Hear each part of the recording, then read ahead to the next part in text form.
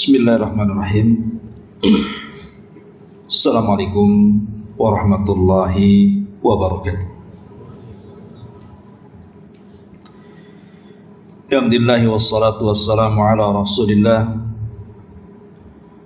wa ala alihi wa sahbihi wa mawalah wa la hawla wa la quwata illa billahi wa ba'd. Alhamdulillah, di malam hari ini kita bisa melanjutkan kajian kita, masih membahas tafsir dari surah Al-Qalam, dan kita masuk pada ayat ke 34 dan seterusnya. A'udzubillahi minasyaitonirrajim. Bismillahirrahmanirrahim.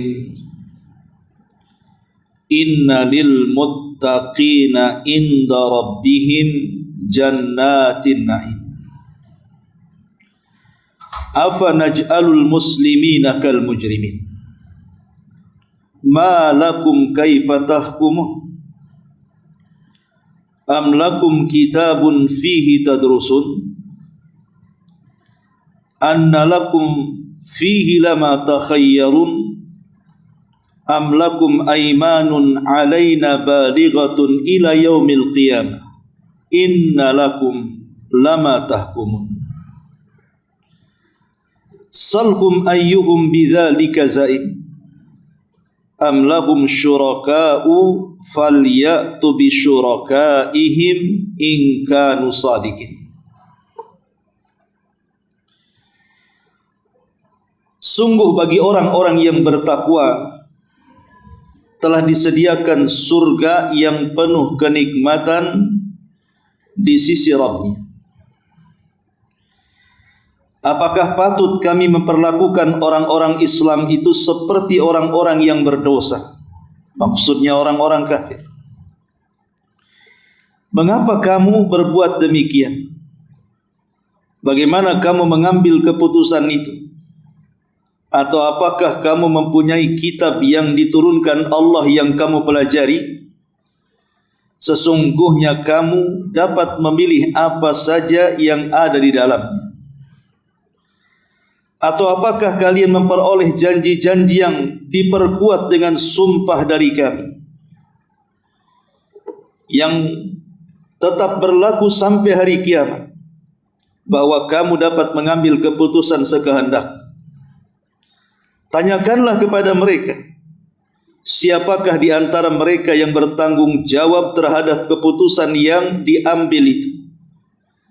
Atau apakah mereka mempunyai sekutu-sekutu? Kalau begitu, hendaklah mereka mendatangkan sekutu-sekutunya jika mereka orang-orang yang menganggap dirinya benar. Ma'asyiral muslimin wal muslimat rahimani wa rahimakumullah. Kita tahu bahwa di permulaan surat Al-Qalam sampai kepada ayat 34 di malam hari yang kita bahas ini, banyak pembahasan yang Allah Subhanahu wa taala terangkan kepada kita. Globalnya, di permulaan ayat Allah Subhanahu wa taala menjelaskan tentang akhlak Nabi. Tetapi akhlak yang luhur masih juga dicemooh oleh orang-orang kafir Quraisy dan dikatakan gila. Kemudian Allah Subhanahu wa taala juga mempermisalkan bagaimana kekufuran nikmat orang-orang Quraisy terhadap nikmat yang Allah anugerahkan kepada mereka. Kemudian Allah Subhanahu wa taala samakan dengan kufur nikmat ashabul jannah, pemilik kebun yang sudah kita ceritakan. Maka dalam bagian ini Allah Subhanahu wa taala hendak menjelaskan bahwa orang-orang Quraisy yang mereka terus mengganggu dakwah Nabi sallallahu alaihi wasallam, mereka salah bahwa orang-orang Islam itu tidak sama dengan orang kafir, baik dari segi ibadah ataupun akhlak. Karena orang-orang Islam di zaman Nabi sallallahu alaihi wasallam sampai hari ini, mereka adalah orang-orang yang memiliki takut kepada Allah Azza wa Jalla. senantiasa melaksanakan perintah dan menjauhi larangan. Itulah yang disebut dengan takwa. Tapi mereka orang-orang kafir justru sebaliknya. Mereka menentang Allah dan Rasulnya dengan berbagai macam kesyirikan, menyembah Lata, Uzza, Manat, menghina Allah, Rasul dan Al-Quran. Maka tentu tidak akan disamakan orang yang bertakwa dengan orang yang tidak bertakwa. Makanya di sini Allah Subhanahu wa taala mengatakan, Inna lil muttaqina inda rabbihim jannatin na'im. Sesungguhnya bagi orang-orang yang bertakwa itu telah disediakan sorga yang penuh kenikmatan di sisi Rabbnya. Ma'asyiral muslimin wal muslimat rahimani wa rahimakumullah. Di sini Allah Subhanahu wa taala menjelaskan tentang keistimewaan orang-orang yang bertakwa. Dan apa itu takwa? Banyak definisi yang diungkapkan para ulama tentang makna takwa itu. Karena kita tahu bahwa kalimat takwa ini selalu kita dengar. Dan nasihat takwa juga selalu kita dengar. Terutama di hari Jumat. Karena di antara rukun Jumat itu khatib mengingatkan jemaahnya di setiap masjid ketika salat Jumat, mengingatkan untuk mewasiatkan dengan takwa. Jadi takwa ini sesuatu yang sering terdengar dalam telinga kita. Banyak definisi yang diungkapkan para ulama tentang apa itu definisi takwa. Pertama, ucapan Talaq ibn Habib rahimahullahu ta'ala, seorang alim min ulama'i tabi'in,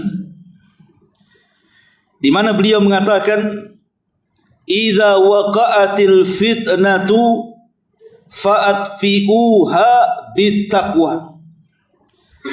Apabila telah terjadi sebuah fitnah, huru-hara di mana-mana seperti pertumpahan darah dan yang semacamnya, maka padamkanlah fitnah itu dengan ketakwaan. Kemudian orang-orang bertanya kepada Talaq ibn Habib, kunyahnya Abu Ali. Mereka mengatakan, ya Aba Ali, wa ma taqwa? Wahai Abu Ali, lalu apa makna daripada takwa itu? Qala, maka Talaq ibn Habib mengatakan, an ta'mala bi ta'atillahi ala nuri minallah tarju thawab Allah, wa an tatruka ma'siyatallahi ala nuri minallahi takhafu iqaballah. Kata beliau, takwa adalah engkau melaksanakan ketaatan kepada Allah di atas cahaya yang datang dari Allah, dalam rangka mengharapkan pahala Allah Subhanahu wa ta'ala. Dan engkau meninggalkan kemaksiatan-kemaksiatan kepada Allah di atas cahaya atau bimbingan dari Allah, dalam rangka takut akan azab Allah Subhanahu wa ta'ala. Itulah takwa. Maka dari definisi Talaq ibn Habib ada beberapa poin. Pertama, orang dikatakan takwa itu harus memenuhi syarat. Pertama, keikhlasan saat beribadah kepada Allah atau saat meninggalkan sesuatu yang dilarang oleh Allah Subhanahu wa ta'ala. Dan yang kedua, harus ada ittiba, mencontoh Nabi SAW, baik saat melakukan perintah Allah atau saat meninggalkan larangan-larangan Allah Subhanahu wa ta'ala. Kemudian dari definisi ini juga bahwa takwa ini menjalankan perintah dan menjauhi larangan. Jadi secara global kata Talaq ibn Habib, ma'ruf takwa itu adalah menjalankan perintah dan menjauhi larangan, dan dua-duanya berdasarkan bimbingan Allah Subhanahu wa ta'ala. Kemudian juga dalam definisi ini ada kandungan dua rukun ibadah untuk menyempurnakan takwa. Pertama harap, dan yang kedua takut. Mengharap surga Allah Subhanahu wa ta'ala dan takut akan iqab ataupun hukuman dari Allah Subhanahu wa ta'ala. Itulah global takwa yang disebutkan oleh Talaq ibn Habib. Ali bin Abi Thalib radhiyallahu an juga memiliki definisi takwa yang berbeda. Ketika dia ditanya soal takwa, wa mat taqwa? Apa itu takwa wahai Amirul Mukminin? Maka Ali radhiyallahu an mengatakan, at-taqwa al-khawfu minal jalil wal 'amalu bit-tanzil wal qana'atu bil qalil wal isti'dad li yaumir rahil. Kata beliau, takwa itu terdiri dari 4 kalimat. Pertama, al-khawfu minal jalil, rasa takut yang ditanamkan kepada al-jalil Allah subhanahu wa ta'ala.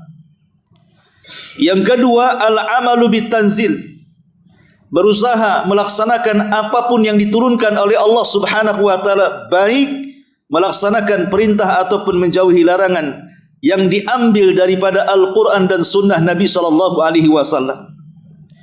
Kemudian yang ketiga, al-qana'atu bil qalil. Al-iqna artinya merasa cukup dengan pemberian Allah subhanahu wa ta'ala walaupun sedikit.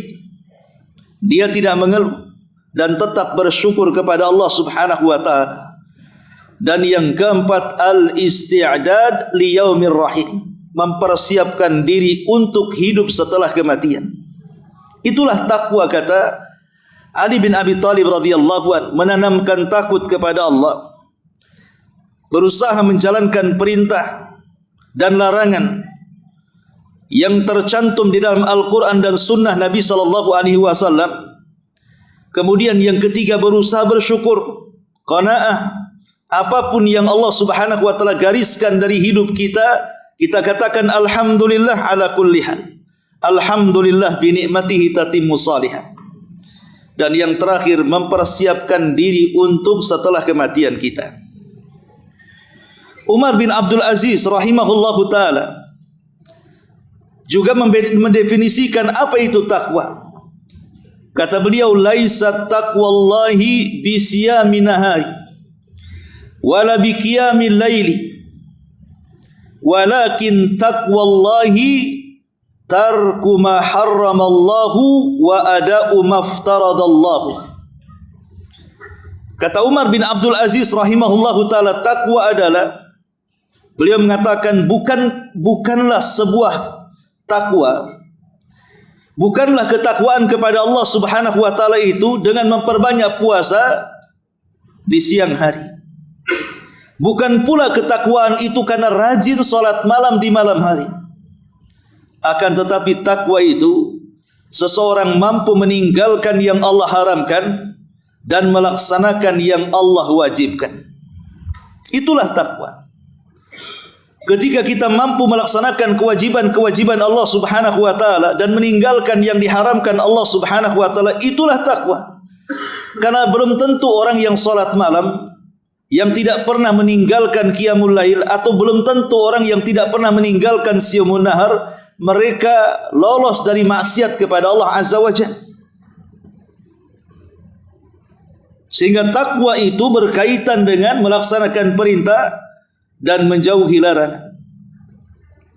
Abdullah ibn Mas'ud radhiyallahu an juga mendefinisikan soal takwa. Ketika beliau memberikan catatan kepada surah Al-Imran ayat 102, ittaqullaha haqqa tuqatih wa la tamutunna illa wa antum muslimun. Bertakwalah kepada Allah dengan sebenar-benar takwa dan jangan mati kecuali dalam kondisi muslim. Beliau mengatakan takwa adalah an yuta'a fala yu'sa wa yuzkar fala yunsa wa an yushkara fala yukfar. Jadi takwa itu adalah agar Allah subhanahu wa ta'ala ditaati dan tidak dimaksiati, agar Allah subhanahu wa ta'ala diingat dan tidak dilupakan, agar Allah subhanahu wa ta'ala nikmat-nikmatnya disyukuri bukan dikufuri. Itulah takwa. Mentaati Allah subhanahu wa ta'ala dan mengingat Allah subhanahu wa ta'ala dan bersyukur akan nikmat yang Allah anugerahkan kepada kita. Itulah takwa, kata Abdullah ibn Mas'ud radhiyallahu anhu. Abdullah ibn Umar radhiyallahu anhu juga mendefinisikan takwa. Ketika dia ditanya soal takwa, Dia mengatakan alla tadunanna annaka khairun min ahadin. Takwa adalah engkau tidak meyakini dirimu lebih baik dibandingkan orang. Jadi takwa itu tidak meremehkan orang lain dan tidak ujub dengan amalannya. Karena betapa banyak kemudian orang-orang yang ujub dengan amalannya, merasa amalannya lebih baik, akhirnya kemudian meremehkan orang. Contoh sederhananya, mungkin para thalabatul ilmi yang sudah merasa senior lah, sudah kenal sunnah mungkin 10-20 tahun. Kemudian nampak orang-orang yang baru ngaji, akhirnya mengedipkan matanya, itu junior saja itu belum sampai, itu kakinya aja belum nempel di bumi. Anak kemarin sore belum paham dia. Lah, ujub seperti ini sebenarnya membatalkan semuanya. Jadi jangan sampai kemudian kita menganggap diri kita jauh lebih baik dibandingkan orang.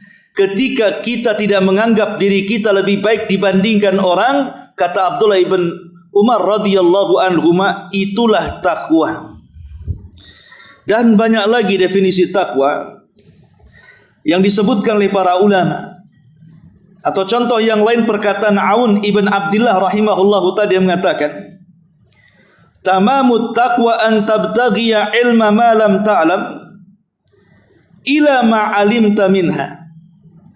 Jadi takwa itu engkau mencari pengetahuan apa yang belum kau ketahui sampai akhirnya engkau benar-benar mengetahui. Dan tidak ada ilmu yang lebih mulia dipelajari melebihi ilmu syar'i. Mengenal Allah, mengenal Rasul, dan mengenal kitab yang diturunkan kepada kita dan agama kita yang kita peluk hari ini. Kita pelajari itu semuanya sampai kita paham, barulah disebut kita sedang bertakwa kepada Allah Subhanahu wa taala, kata Aun ibn Abdillah rahimahullahu taala. Ma'asyiral muslimin wal muslimat rahimani wa rahimakumullah. Setelah kita tahu apa itu definisi takwa, lalu apa sih keistimewaannya orang yang bertakwa itu? Dalam ayat ini sudah dijelaskan. Di antara keistimewaan takwa adalah Allah Subhanahu wa taala akan menurunkan berbagai macam nikmat di sisi Rabbnya. Nikmat di sisi Rabbnya tentu bisa di dunia, bisa di akhirat. Jadi orang-orang yang bertakwa itu akan mendapatkan nikmat di dunia dan akan mendapatkan nikmat di akhirat. Baik, kita rinci. Yang pertama, taisirul umur. Orang-orang yang bertakwa kepada Allah Subhanahu wa taala artinya orang yang menjalankan perintah baik dalam bentuk kewajiban ataupun sunnah dan menjauhi larangan baik yang diharamkan atau dalam bentuk makruh, maka Allah janjikan kehidupan mereka akan dimudahkan. Allah Subhanahu wa taala mengatakan dalam surah Talaq ayat 4, "Wa man yattaqillah yaj'al lahu min amrihi yusra." Barang siapa yang bertakwa kepada Allah, Allah akan jadikan setiap urusannya Allah mudahkan.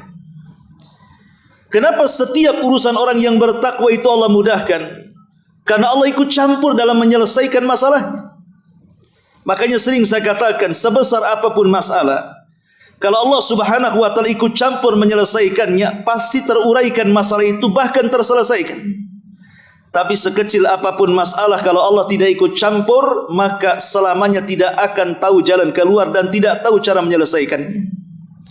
Tapi orang yang bertakwa, mereka akan dimudahkan atas janji Allah Subhanahu wa taala, yaj'al lahu min amrihi yusra. Allah jadikan semua urusannya mudah.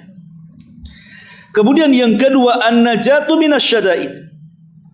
Orang yang bertakwa itu diselamatkan dari berbagai macam ujian dan cobaan berat dalam hidup.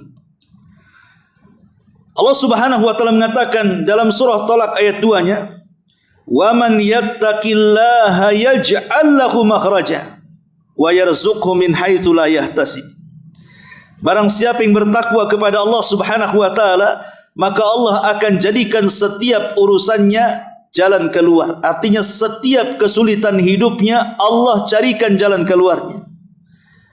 Karena kehidupan manusia itu tidak lepas daripada bala. Selama kita masih hidup di dunia, tidak lepas dari ujian dan bencana. Belum selesai satu ujian, datang ujian yang lain. Terkadang ujian itu beruntun. Tapi yakinlah orang-orang yang bertakwa kepada Allah Subhanahu wa taala, pasti mereka akan dihindarkan dari semua mara bahaya. Kemudian yang ketiga, al-qabulu indallahi azza wa jalla. Orang yang bertakwa seluruh ibadahnya akan diterima oleh Allah Subhanahu wa taala. Kebalikannya, orang-orang yang tidak bertakwa berarti tidak akan diterima ibadahnya.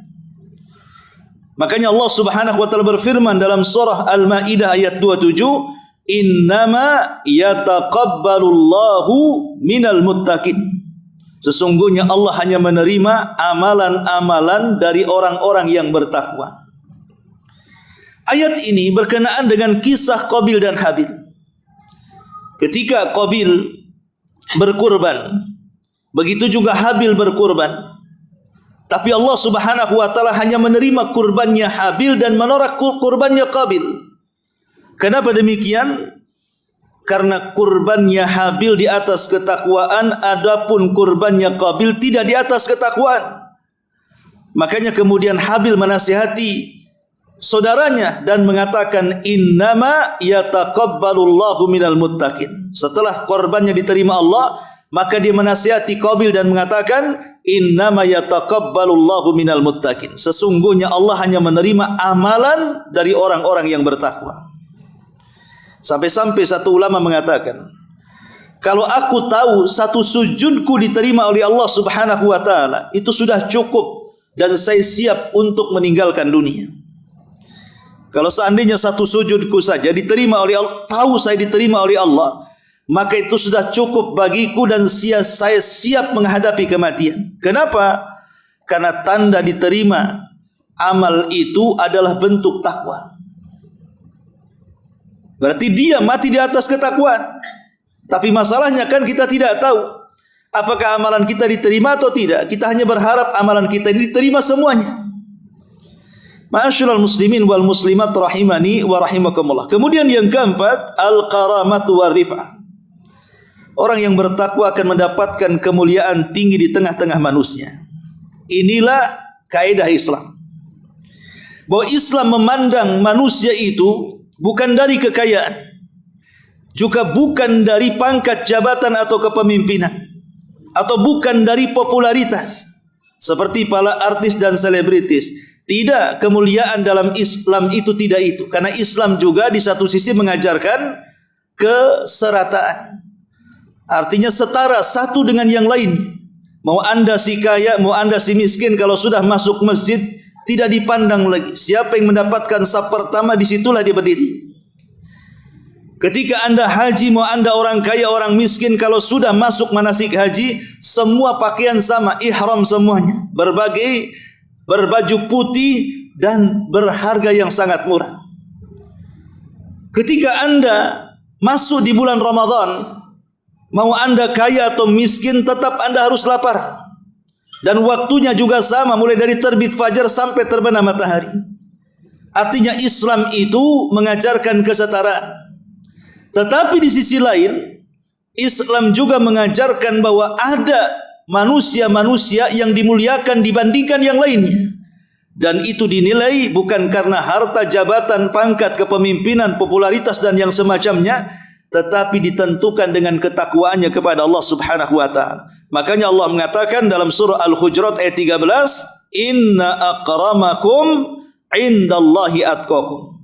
Sesungguhnya orang-orang yang paling mulia di antara kalian adalah orang-orang yang bertakwa. Ayat ini dibaca Nabi SAW saat peristiwa Hajjatul Wada. Nabi SAW naik ke Bukit Arafah, kemudian berkhutbah di hadapan para sahabatnya. Kemudian mengatakan, ayyuhan nas, la fadla bainal arabi wal ajam, walal aswad alal ahmar, illa bitaqwallahi azza wa jalla. Wahai manusia, tidak ada bedanya antara kalian, Apakah kalian orang Arab atau kalian bukan orang Arab? Apakah kalian berkulit hitam ataupun merah? Yang membedakan kalian adalah takwa kepada Allah. Kemudian Rasul mengatakan, inna akramakum indallahi atqakum. Sesungguhnya orang yang paling mulia di antara kalian adalah orang-orang yang bertakwa. Dan yang kelima, mahabbatullah lil muttaqin. Orang-orang yang bertakwa akan mendapatkan kecintaan Allah Subhanahu wa taala. Dalam hadis Nabi SAW mengatakan, innallaha idza ahabba 'abdan nadahu Jibril. Apabila Allah Subhanahu wa taala mencintai seorang hamba, pertama yang dipanggil adalah malaikat Jibril. Kemudian Allah katakan kepada Jibril, ya Jibril, inni uhibbu fulanan fa ahibbahu. Wahai Jibril, aku suka lo dengan si fulan. Aku suka dengan si fulan dari hamba-hambaku. Maka engkau harus suka juga dengan dia. Maka Jibril pun akhirnya suka dengan orang yang Allah sukai. Cukup sampai di sini? Tidak. Jibril menyeru seluruh malaikatnya dan mengatakan, ya malaikat Allah, innallaha ahabba fulanan fa ahibbuhu. Wahai malaikat-malaikat Allah, dimanapun anda berada, Allah sudah mencintai si fulan, maka kalian harus mencintai si fulan. Maka semua malaikat ikut mencintai hamba yang Allah cintai. Ketika semua para malaikat tidak ada yang lolos, semuanya mencintai hamba yang Allah cintai, maka Allah tanamkan kecintaan kepada penduduk bumi. Begitulah ketakwaan kepada Allah Subhanahu wa taala menjadikan Allah cinta dengan kita. Makanya Allah mengatakan dalam surah At-Taubah ayat 7, innallaha yuhibbul muttaqin. Sesungguhnya Allah sangat mencintai orang-orang yang bertakwa. Inilah keistimewaan daripada takwa. Ma'asyiral muslimin wal muslimat rahimani wa rahimakumullah. Lalu adakah seseorang itu alamat atau ciri yang dapat kemudian kita bisa menghukumi seorang itu bertakwa atau tidak? Ada enggak ciri-cirinya orang yang bertakwa itu? Para ulama mengatakan ya. Pertama, ciri-ciri orang yang bertakwa adalah al-mudawamatu ala ta'ah. Senantiasa istiqamah di dalam ketaatan kepada Allah Subhanahu wa taala. Istiqamah. Artinya istiqamah itu senantiasa tidak absen dalam ibadah, bersegera dalam ibadah, rindu untuk ibadah, dan tidak pernah bosan dengan ibadah. Kemudian yang kedua, al-ibti'adu anil ma'asi. Ciri orang yang bertakwa adalah orang yang meninggalkan maksiat. Ketika orang ini bisa meninggalkan maksiat, baik dalam bentuk dosa yang tidak bisa diampuni, kesyirikan, atau mungkin kabairudz dzunub, dosa-dosa besar, atau mungkin saghairudz dzunub, dosa-dosa kecil, maka alamat orang yang bertakwa adalah orang yang senantiasa menjauhi dosa, baik dosa terang-terangan atau dosa yang tidak terang-terangan, baik dosa zahir ataupun batin.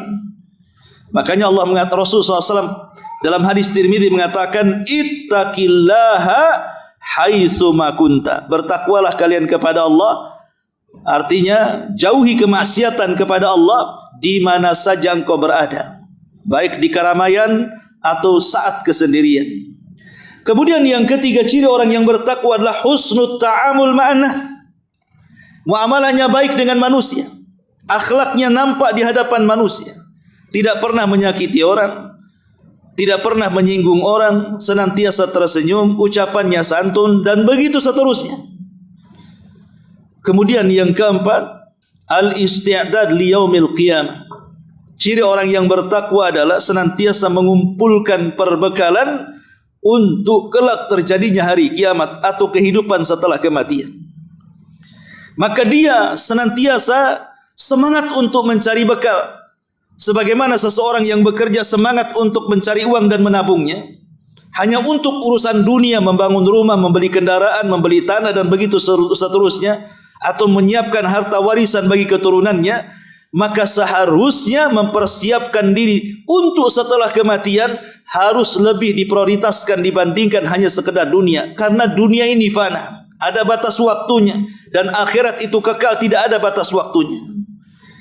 Dan ingat, ketentuan akhirat itu ditentukan dengan pendeknya kehidupan dunia. Inilah kata para ulama di antara 4 ciri orang yang bertakwa kepada Allah Subhanahu wa taala. Lalu bagaimana caranya supaya kita ini sampai ke level takwa itu? Pertama, al-ilmu nafi. Berusaha untuk mengejar ilmu pengetahuan yang bermanfaat. Baik dalam ilmu yang berurusan dengan akhirat atau ilmu dalam urusan dunia. Selagi ilmu itu bermanfaat untuk diri dan orang lain dan tidak membahayakan dan tidak memadaratkan diri dan orang lain, maka itu bisa wasilah kita menuju ketakwaan kepada Allah Azza wa Jalla, terutama ilmu agama. Kemudian yang kedua, muraqabatullahi fi sirri wal alan. Supaya kita mudah untuk bertakwa, maka jadikan kita ini merasa diawasi oleh Allah Subhanahu wa taala, baik ketika kita terang-terangan ataupun ketika kita bersendirian. Kemudian yang ketiga, muhasabatun nafsi. Senantiasa introspeksi diri, jangan sampai hari ini tidak lebih baik daripada hari kemarin. Jangan sampai besok tidak lebih baik daripada hari ini. Jangan sampai tahun ini gagal seperti tahun kemarin, dan begitu seterusnya. Jadi semakin berkembang dan berkembang. Kemudian juga yang keempat, suhbatus salihin. Kalau ingin bertakwa, carilah teman-teman yang baik. Karena kalau kita mendapatkan teman yang buruk, yang tadinya salat jadi tidak salat, yang tadinya tidak mengeluarkan kata-kata kotor, akhirnya suka menghina, menggibah dan yang semacamnya, maka suhbatus salihin ini juga wasilah menuju ketakwaan kepada Allah Azza wa Jalla. Kemudian yang kelima, al-ibtiad an mawatinil fitan. Jauhi tempat-tempat kemaksiatan. Kalau tempat-tempat maksiatnya saja dijauhi, apalagi maksiatnya. Makanya ketika Allah Subhanahu wa taala melarang tentang zina, Allah tidak katakan jangan berzina, tapi Allah mengatakan wala taqrabuz zina. Jangan dekat-dekat zina, artinya tempatnya saja jangan didekati, apalagi zinahnya. Supaya kita mempertahankan ketakwaan kita kepada Allah Subhanahu wa taala. Kemudian yang keenam, sidqul iqtida bin Nabi sallallahu alaihi wasallam wa salafil ummah. Jujur di dalam mencari idola. Idolakan Nabi sallallahu alaihi wasallam, idolakan kaum salaf, para sahabat tabi'in dan para tabi'in ataupun para ulama-ulama yang mereka ulama rabbani, ulama yang mendidik umat mendekatkan kepada Rabb. Kemudian yang ketujuh, di antara wasilah takwa adalah juga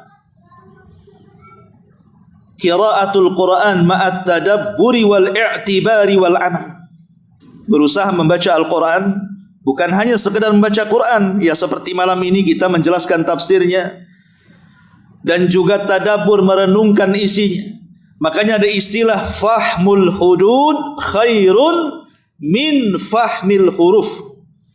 Memahami batasan-batasan Al-Quran, ini perintah, ini larangan, ini yang boleh, ini yang tidak boleh, itu lebih baik dibandingkan hanya sekedar memahami huruf per huruf dalam Quran, tahsin, tajwid dan yang semacamnya. Ya, kita tidak syak lagi orang yang belajar Quran, menghafal Quran, memperbaiki bacaan Quran, tajwid Quran dan begitu seterusnya, itu baik. Tetapi tidak lebih baik dibandingkan orang yang memahami isi daripada Al-Quran kemudian berusaha untuk mengamalkannya. Makanya saya katakan tadi, fahmul hudud khairun min fahmil huruf. Mempelajari batasan Quran itu lebih baik dibandingkan hanya memahami huruf-huruf dalam Al-Quran Al-Karim. Kemudian juga al-iltizamul kamil bil Islam wa aqidatan wa syariatan. Senantiasa berpegang teguh dengan sempurna kepada agama Islam, baik secara akidah ataupun syariat. Maknanya akidah kita sahih dan tidak ada penyimpangan, ibadah kita benar dan tidak ada bid'ah di dalamnya. Itulah yang bisa kemudian mendekatkan kita juga dari ketakwaan kepada Allah Subhanahu wa taala. Termasuk juga yang terakhir, al-bu'du minasyahawati wasyubhat. Jauhilah perkara syahwat, sesuatu yang mendorong syahwat kita untuk melakukan kejahatan dan kemungkaran, atau jauhi perkara syubhat yang akan menghancurkan agama kita, yang membuat agama kita ragu-ragu, itu karena syubhat. seperti berkawan dengan orang-orang yang akidahnya nyeleneh, atau membaca buku-buku dari karya orang-orang yang sesat akidahnya, atau mendengar ceramah-ceramah orang-orang yang sudah jelas sesat akidah dan ibadahnya. Maka jangan sampai kita mendekati buku-buku mereka, mendengarkan ceramah-ceramah mereka, apalagi duduk dengan mereka. Sebab kalau seandainya kita ini tidak memiliki akidah yang kuat dan syariat yang benar, siapa tahu kemudian kita terpengaruh dengan mereka. Ma'asyiral muslimin wal muslimat rahimani wa rahimakumullah.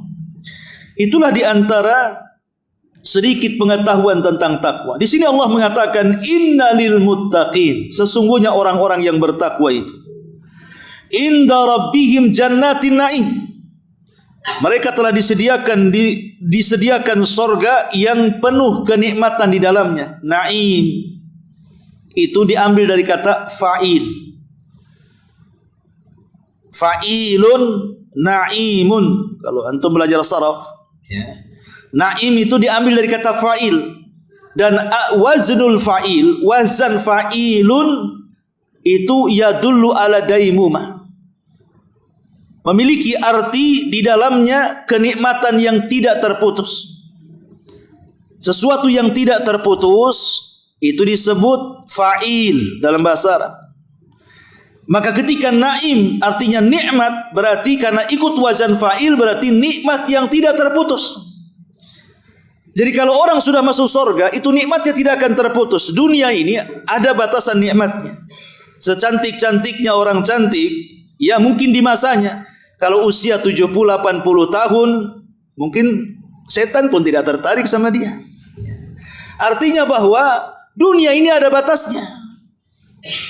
Semua ada batasnya. Orang kaya ada batasnya, jabatan ada batasnya, bahkan umur pun ada batasnya.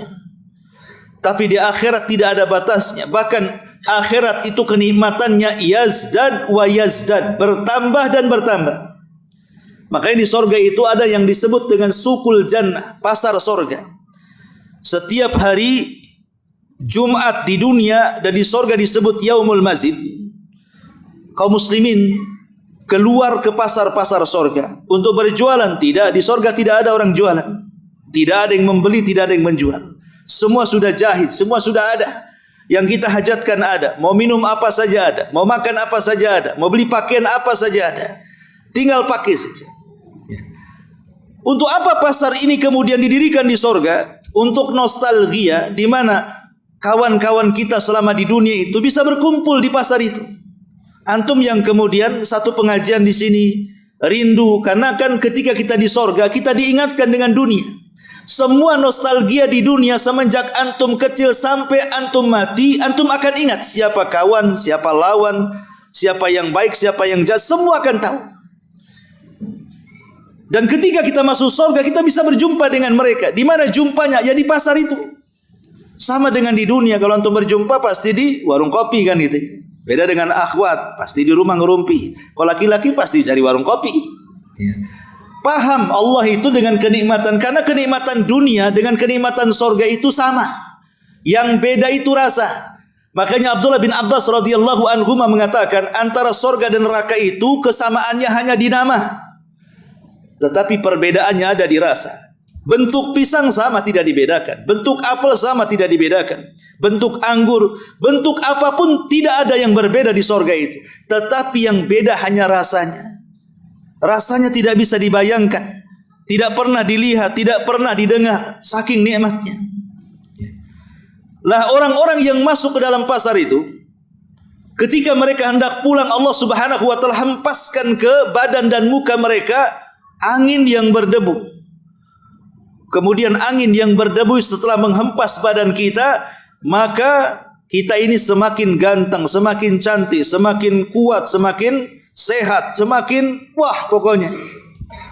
Artinya setiap Jumat itu kenikmatannya bertambah. Jadi setiap masuk pasar hari Jumat itu, penampilan minggu kemarin berbeda dengan penampilan hari ini. Dan begitu seterusnya. Semakin lama tinggal di sorga, semakin indah kehidupannya. Beda dengan pasar di sini, Batu Haji. Baik yang akhwat atau yang ikhwan kalau masuk pasar, mukanya masam semua. terutama bapak-bapak yang nunggu di parkiran kan. Artinya bahwa kenikmatan sorga itu yazdad wa yazdad, bertambah dan bertambah. Itu yang disebut naim. Nah di sini Allah Subhanahu wa taala mengatakan jannatin naim, sorga yang kenikmatannya tidak akan terputus. Kemudian Allah Subhanahu wa taala mengatakan afanaj'alul muslimina kal mujrimin. Apakah patut kami perlakukan orang-orang Islam seperti orang-orang yang berdosa, orang-orang kafir itu? Karena orang-orang musyrik Arab itu mereka terlampau memperlakukan Rasul dan para sahabat kan. Bagaimana Bilal disiksa habis-habisan, bagaimana Khabbab ibn Arat disundut setiap hari oleh besi panas sampai dia tidak tahan melapor kepada Rasul dan mengatakan ala tad'ulana ala tastaghfir lana. Rasul, tidakkah kau iba kepada aku? Berdoalah kepada Allah, minta kemenangan. Sampai Khabbab sudah tidak tahan. Bagaimana keluarga Ammar bin Yasir dibantai sampai itulah keluarga pertama yang mati syahid dalam Islam. Belum lagi intimidasi macam-macam para sahabat yang dialami. Begitu juga Nabi SAW. Memang orang-orang musyrik memperlakukan orang Islam itu sangat keji sekali. Makanya Allah mengatakan afanaj'alul muslimina kal mujrimin. Apakah patut kami memperlakukan orang-orang Islam seperti orang-orang yang mujrim, sebagaimana yang mereka perlakukan orang Islam seperti itu? Kemudian Allah mengatakan kepada mereka orang-orang musyrik, malakum kaifa tahkumun? Maka mengapa kamu berbuat demikian, menyakiti Rasul, menyakiti para sahabat, menghina Islam? Bagaimana kamu mengambil keputusan seperti itu? Tidak dipikir dulu. Jangan-jangan agama Muhammad itu lebih benar dibandingkan agama kalian. Bukan lantas kemudian yang berbeda agama, yang berbeda akidah langsung diserang dan dimusuhi. Bagaimana kalian bisa mengambil keputusan itu? Am lakum kitabun fihi tadrusun? Ataukah kalian punya kitab yang turun dari langit yang kalian pelajari, di mana isinya untuk menghina Islam, menghina Nabi, menghina para sahabat, menghina ajaran Islam? Anna lakum fihi lama takhayyarun. Sesungguhnya kamu dapat memilih apa saja di dalamnya. Kalau mengatakan amlakum aimanun alaina balighatun ila yaumil qiyamah inna lakum lama tahkumun. Atau apakah kalian memperoleh janji yang diperkuat dengan sumpah dari kami? Maksudnya apakah agama kalian itu adalah agama yang benar dan agama yang dibawa Nabi Muhammad itu salah? Dan kalian punya sumpah dari Allah Subhanahu wa taala yang tetap berlaku sampai kiamat bahwa kamu dapat mengambil keputusan sekehendaknya. Maka Allah mengatakan salhum ayyuhum bidzalika zaid. Tanyakan kepada mereka, siapakah di antara mereka yang bertanggung jawab? Adakah pemimpin kalian membuatkan putusan itu? Siapa pemimpin kalian ini? Apakah dia seorang yang berpetunjuk? Apakah dia seorang nabi dan rasul yang diutus kepada kalian? Maka Allah mengatakan am lahum syuraka'u falyatu bi syurakaihim in kanu sadiqin. Atau gini saja, apakah mereka kalian mempunyai sekutu-sekutu? Kalau begitu, datangkan sekutu-sekutu kalian. Undang orang-orang cerdas di antara kalian. Kalau zaman sekarang mungkin profesor, doktor gitu ya. Undang mereka. Kemudian nilai agama kami Islam ini apakah salah, apakah sesat, apakah menyimpang? Jadi Allah Subhanahu wa taala hendak menegakkan hujah ini kepada mereka orang-orang musyrik tentang agama kita. Sebagaimana hari ini banyak orang-orang kafir yang menghina Islam, menghina Nabi Muhammad sallallahu alaihi wasallam, menghina Al-Qur'an, menghina atribut-atribut Islam dan syariatnya, mengata-ngatai Islam yang tidak benar. Maka kita katakan mereka, dari mana kalian mengatakan seperti itu? Apakah kalian punya informasi tentang Islam? Apakah diturunkan juga kepada kalian kitab yang kemudian kitab itu menyuruh untuk mengolok-olok Islam? Atau kalian punya pemimpin yang diberikan oleh Allah mandat untuk juga memerintahkan kalian untuk memburuk-burukan Islam? Maka Allah Subhanahu wa taala hendak menegakkan hujah di sini bahwa agama kita ini agama yang hak, agama yang benar, agama yang siap diteliti oleh siapapun tentang kebenarannya. Karena Islam ini satu-satunya agama yang kitabnya dijaga oleh Allah Subhanahu wa taala. Inna nahnu nazzalna dzikra wa inna lahu lahafidun. Kami yang menurunkan Al-Qur'an, kami juga yang menjaganya. Memang kita katakan sebelum Islam itu banyak kitab-kitab yang turun. Di sana ada Zabur, di sana ada Taurat, di sana ada Injil. Masalahnya kitab-kitab itu sudah dirusak oleh tangan-tangan yang memegangnya. Sudah dicampur adukan firman Allah dengan kata-kata manusia, sehingga tidak bisa lagi jadikan solusi. Apalagi kita lihat Injil, berbagai macam versi. Ada 40 Injil, mana satu yang benar? Walaupun disepakati 4 pamannya, yang 4 pun mana satu yang benar? Karena semua itu rekayasa dan sudah ada revisi masalahnya. Padri dan pendeta mereka berhak untuk merevisi kitab-kitab mereka. Tapi Al-Quran dijaga oleh Allah Subhanahu wa ta'ala. Satu huruf saja bergeser dari Al-Quran, kaum muslimin pasti akan tahu dan akan menghujatnya dan akan mengembalikan huruf itu kepada tempatnya. Karena Allah Subhanahu wa ta'ala menjaga Al-Quran sejak diturunkan sampai hari ini, bahkan sampai mendekati kiamat, bahkan sampai diangkatnya dalam satu malam, sehingga tidak ada Al-Quran di permukaan bumi. Al-Quran tidak akan berubah dari dulu sampai sekarang. Yang merubah itu mungkin penafsirannya. Ada beberapa penafsiran yang menyimpang, akhirnya menyesatkan Al-Quran. Tetapi lafaz Al-Quran dari dulu sampai sekarang itulah firman Allah Subhanahu wa ta'ala. Lah karena Quran itu memiliki keotentikan, maka sudah berhak menjadi solusi untuk setiap problem dan masalah yang dihadapi manusia. Tapi kitab-kitab sebelum Al-Quran karena sudah kemasukan perkataan manusia, sudah dikotori dengan lisan-lisan manusia, apakah kemudian layak dijadikan kitab solusi? Kita katakan tidak layak. Karena yang tahu maslahat hamba itu hanya Allah. Hamba tidak tahu kemaslahatan hamba yang lainnya. Ya, boleh jadi mungkin ada beberapa orang yang tahu maslahat, tetapi tidak semua orang dikuasai oleh dia. Tapi Allah itu Rabb kita yang menciptakan kita. Dia yang tahu maslahat kita, sehingga dia menurunkan undang-undangnya dalam bentuk kitab langit, dan yang sampai kepada kita Al-Quran. Quran ini yang pas undang-undang untuk kita.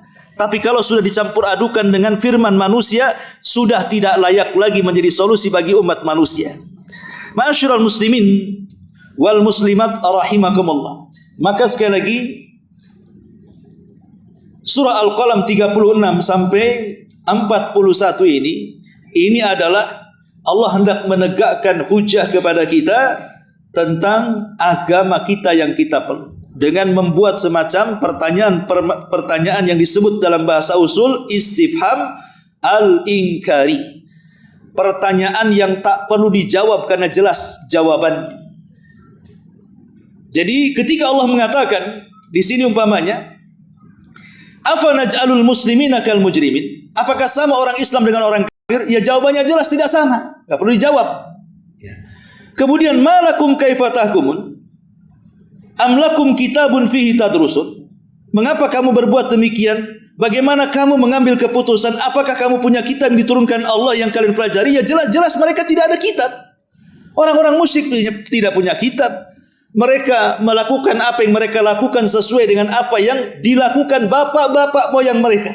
Mereka tidak punya kitab. Tidak perlu dijawab lagi. Sehingga mereka memutuskan sesuai dengan keinginan mereka, bukan karena wahyu dari Allah Subhanahu wa ta'ala. Atau Allah mengatakan amlakum kitabun fihi tadrusun? Ataukah ada kitab yang diturunkan Allah yang kamu pelajari, sampai kemudian amlakum aimanun alaina baligha ila yaumil qiyamah innalakum lama tahkumun? Atau apakah kamu memperoleh janji-janji yang diperkuat dengan sumpah dari kami? Ya jelas tidak ada. Janji itu hanya datang kepada kita umat Islam, tidak datang kepada mereka. Sehingga hujah yang mereka tuduhkan kepada Nabi SAW di zaman itu adalah hujah yang lemah, hujah yang provokatif, hujah yang ingin menghancurkan Islam saja. Sementara mereka tidak punya hujah yang kuat, bahkan mereka didasari kesyirikan, kekufuran dan kesesatan. Ma'asyiral muslimin wal muslimat rahimani wa rahimakumullah. Inilah di antara catatan tafsir dari surah Al-Qalam ayat 34 sampai 41. Wallahu a'lam. Mudah-mudahan ada manfaatnya. Subhanallah bihamdika asyhadu an la ilaha illa anta astaghfiruka wa atubu ilaik. Allahu ta'ala alam. Assalamualaikum warahmatullahi wabarakatuh.